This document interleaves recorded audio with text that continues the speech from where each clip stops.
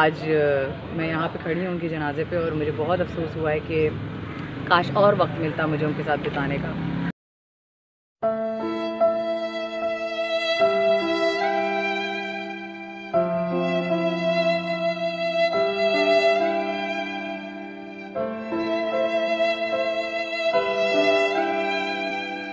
ये brand net नहीं, आप लोगों को पता नहीं, आप नई नस्ल के।